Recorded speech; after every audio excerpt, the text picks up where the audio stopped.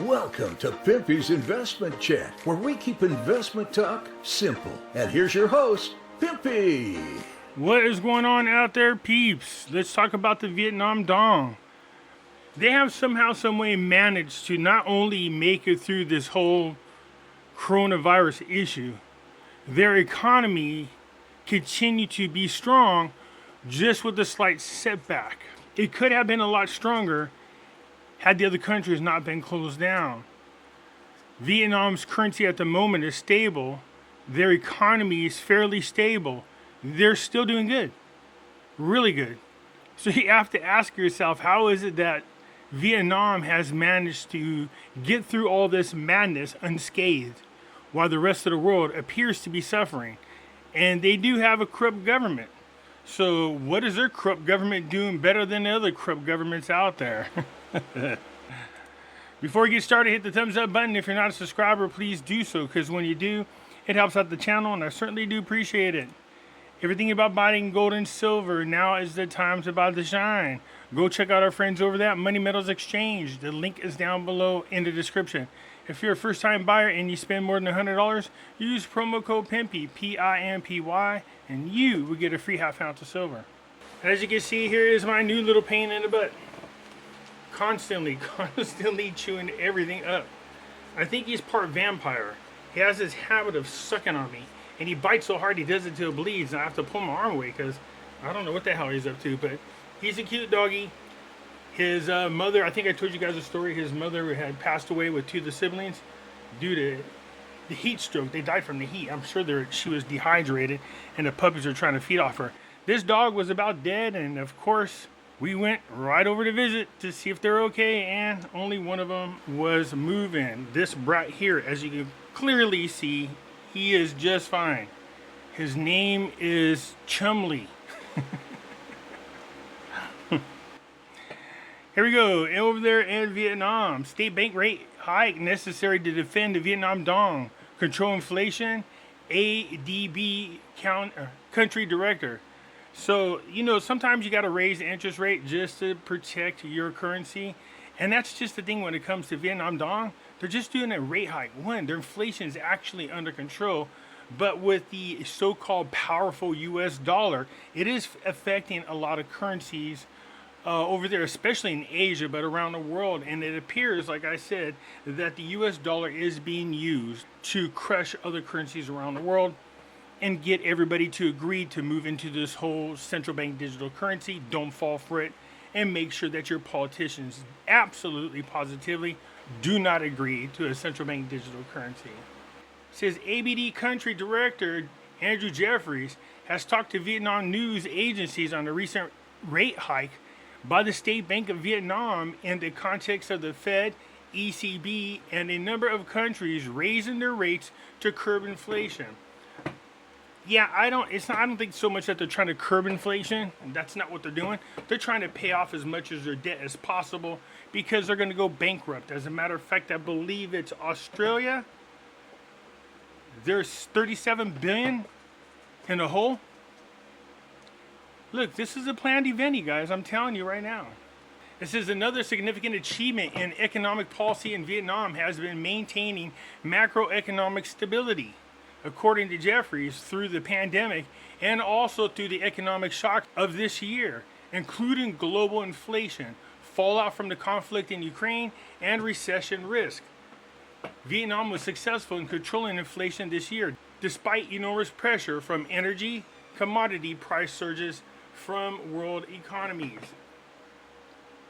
He went on to say that the monetary policy measures taken by the government have greatly contributed to the success, keeping money supplies and credit under control, dealing with pressure for a stable exchange rate while supporting business access to financial resources for recovery. This is a very delicate balance act, and the State Bank of Vietnam should be given good credit for this. Yeah, they should. They're doing it the right way. As for the risk of capital outflows flowing rate hikes by central banks in the world, Jeffrey was of the view that Vietnam is relatively less affected than many other countries in Asia. He explained that, first of all, Vietnam does not have significant government debt in the international bond market, and has relatively low public debt levels at 43% of GDP. Capital control restricts overseas portfolio investment or hot money for rapid inflows and outflows from Vietnam's stock market. According to him, the U.S. Fed aggressive monetary tightening will trigger short-term capital outflows. However, foreign direct investments of FDI remains healthy in Vietnam due to the country's solid medium-term economic fundamentals and the fact that the labor cost there is cheap. Not to mention them being very lax on environmental laws. He stressed that it is very important to consider the FDI is long-term. It doesn't come and go and flee based on economic shocks. And Vietnam has strong economic fundamentals and will remain an attractive FDI destination. Jeffrey said 1% point increase in the rate on September 22nd in Vietnam is an example of decisive measures that are necessary in this environment where the Fed and the ECB and a number of countries have very recently raised rates, with Vietnam following suit to keep the dong stable, and it is difficult but the right thing to do.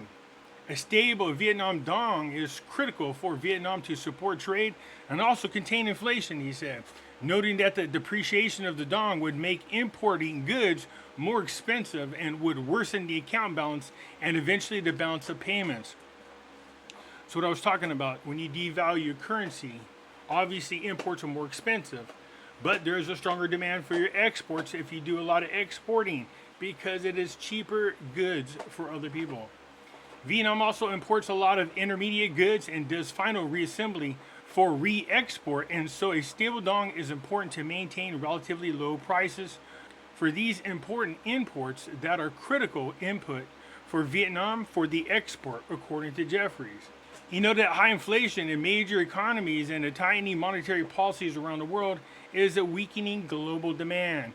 Vietnam is an open economy, means that this trend could wear on Vietnam's exports.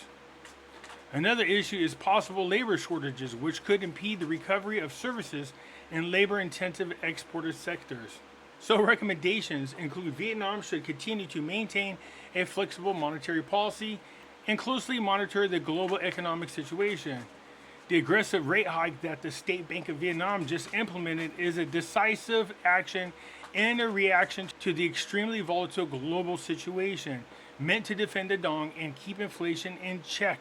Jeffries added that the targeted physical support for the most vulnerable group may be needed if inflation does rise. Before this rate increase, the State Bank of Vietnam was using credit room limits to address the problem, which is imposing a ceiling on credit quantity to financial institutions. This worked, but also shown just in the last few days, it's time to move on to more market-based instruments, such as increasing rates to promote a healthy financial sector development for long terms, according to Jeffries. He said regarding the physical side, Vietnam's Economic Recovery Development Program has a lot of interesting and innovative features to how companies and businesses recover from the pandemic and the current shocks. Implementation needs to be sped up and again target those in need, rather be too broad to avoid a limit and abuse of this problem. In his view, in the long term, the priority should focus on improving the overall business environment, which has come a long way. Before that's an ongoing, gradual, and continuous process that needs to keep going. It's almost like the best place to be living right now is in Vietnam, seriously. He recommended such measures as removing hurdles for businesses and simplifying administrative procedures to lower transaction costs. So the ADB country director said the good news is Vietnam's growth this year is very strong, with the ADB projecting 6.5%, while others project even higher. So despite the risk going on globally, the strong fundamentals of Vietnam makes Vietnam relatively resilient in a more challenging global environment. So Vietnam's obviously doing it the right way, but trust me when I tell you this, it isn't without help.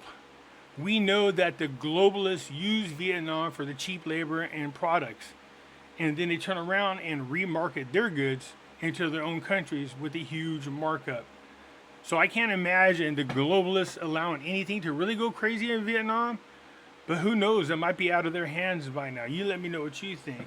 Anyways, that's it for now. Congratulations to Vietnam. They've managed to, once again, continue to be more stable than anybody else. I think it's time to move over to Vietnam. All right, so leave a comment down below and I will get at you later. But for now, that's it. I will catch you later. I'm out.